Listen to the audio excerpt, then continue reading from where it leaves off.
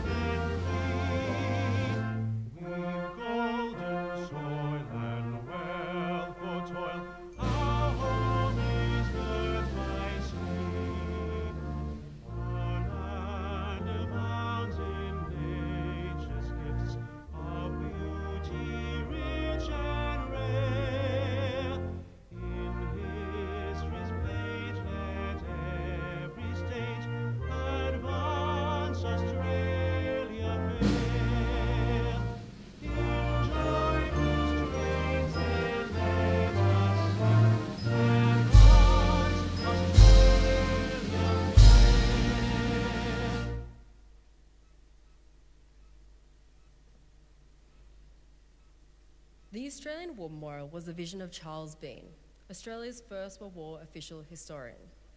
Bean landed with the Australian troops on Gallipoli and stayed with them at the front through to the end of the war. The idea of this national memorial and museum came to him at Pozières, France, in the depths of the bloody fighting of 1916. Bean's idea was that this would be a place where families and friends could mourn loved ones buried in faraway places. It would also be a place that could help all Australians understand what these men and women had endured and what they had done for us. Bean's vision, to which he remained true, is best expressed as inscribed in the entrance to the memorial's galleries. Here is their spirit in the heart of the land they love, and here we guard the record which they themselves made. Tonight, we'll read the story behind just one of those on the Roll of Honour, which lists the names of more than 102,000 men and women who have given their lives to us in war and operations for more than a century. But first we present a lament, Flowers of the Forest. Wreaths or floral tributes will now be laid at the base of the pool of reflection.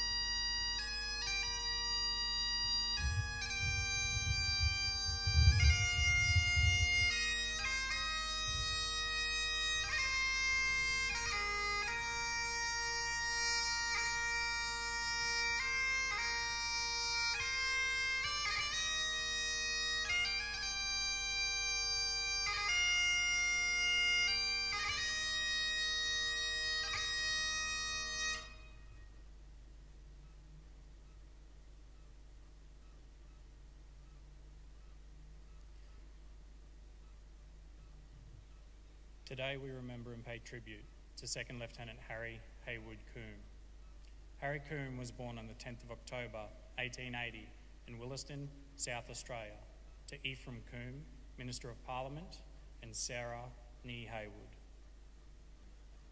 He was the first of 7 children born to the couple. He grew up in Gawler and attended Gawler Public School. On leaving school, he undertook an apprenticeship with May Brothers and qualified as a fitter and turner. Coombe went to work at Port Wakefield, where he met Margaret McLeod. The pair was married on the 24th of December 1900 at the Methodist parsonage at Port Wakefield. In 1902, they welcomed their first son into the world, followed by a second the following year. The family then moved to Broken Hill for several years. The family returned to Port Wakefield in 1910, where Coombe took up a position at the government locomotive sheds. He was also elected a member of the local council. Coombe was also active on a number of other committees. Following the breakout of the First World War, Coombe enlisted for service with the AIF in Adelaide on the 6th of December 1915. He spent much of 1916 in training establishments. Following his basic training, he was sent to attend a non-commissioned officers course, which he passed in April and was promoted first to corporal, then provisional sergeant. In July, he attended officers' school at Duntroon, which he completed successfully in September. He was commissioned with the rank of second lieutenant in October. Following his father's sudden death from a cerebral hemorrhage in April 1917, Coombe organised his father's funeral to spare his mother the burden. He was nominated on a plebiscite to succeed his father in the political realm.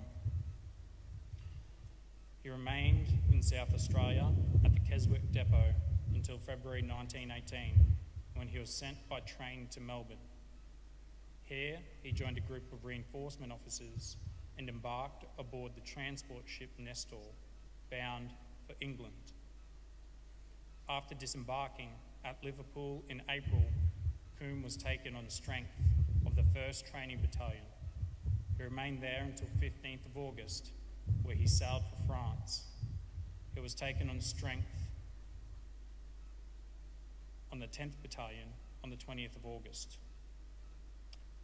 In the early hours of 23rd of August, the 10th Battalion was called forward to clear out German strongpoints from Look Wood near Proyer.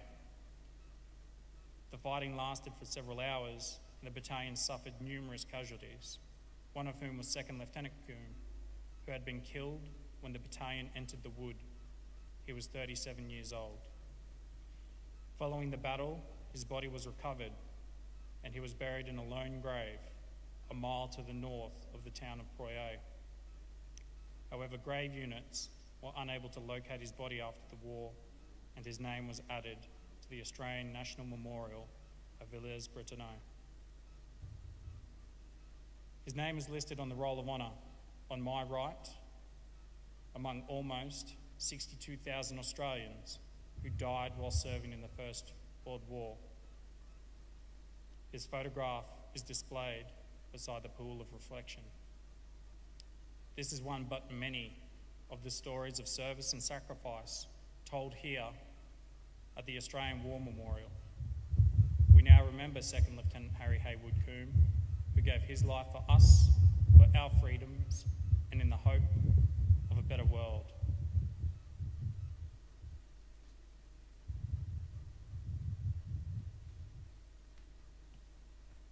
Please stand for the reading of the ode and the sound of the last post.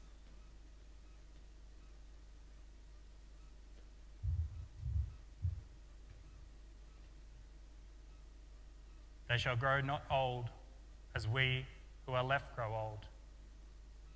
Age shall not weary them, nor the years condemn. At the going down of the sun and in the morning, we will remember them.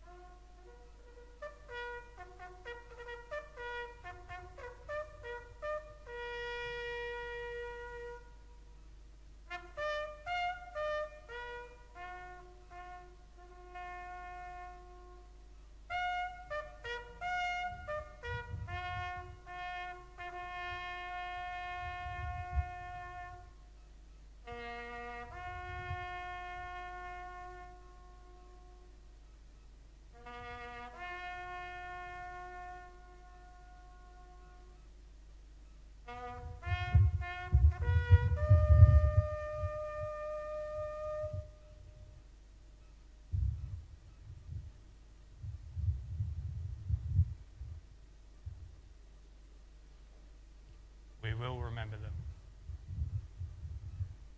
lest we forget. Lest we forget.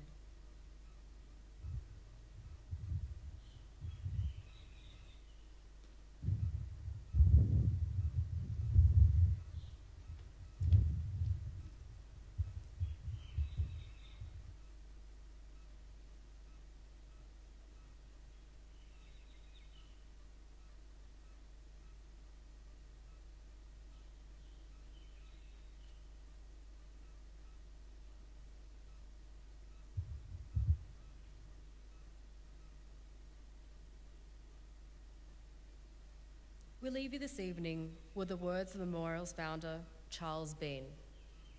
Many a man lying out there at Poziere, or in the low scrub at Gallipoli, with his poor tired senses barely working through the fever of his brain, has thought in his last moments, well, it's over. But in Australia, they'll be proud of this. Ladies and gentlemen, girls and boys, that concludes the last post ceremony. Please feel free to visit the poppy display in the grounds as you leave. You may also indulge in some refreshments at Poppy's Cafe, which will be open until 9 p.m, and join us back in the commemorative area from 6:30 p.m. for the late night opening. We thank you for visiting the Australian War Memorial, and we wish you all a very good evening.